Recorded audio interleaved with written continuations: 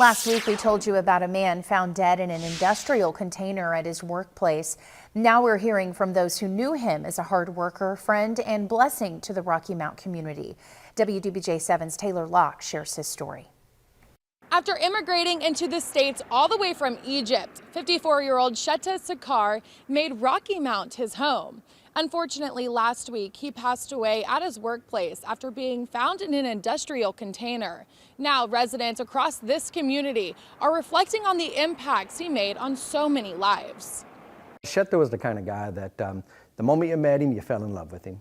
He was very gentle and a good man. Shetta Sakar's life in Rocky Mount was just beginning after moving to America just a few years ago. He loved America. He won the lottery to come here on a visa. He applied for a visa and he won the lottery of it and was drawn and got to come here and was just really excited to be here. Sakar quickly became a friendly face in the community. Franklin Heights executive pastor Bobby Young says Sakar was walking down the sidewalks one day when one of the pastors came across him. Since then, he was always at church. There was really an army of people. You really can't say it was one or two people here at the church that loved on him.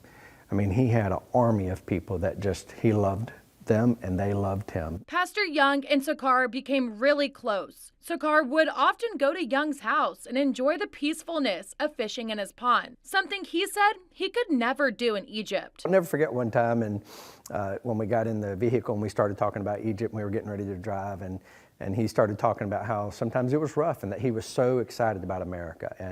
And he talked about sometimes different things can be pretty hard in Egypt, and this was a land of opportunity and blessing. And he really talked about that and just was excited about to be able to work and earn.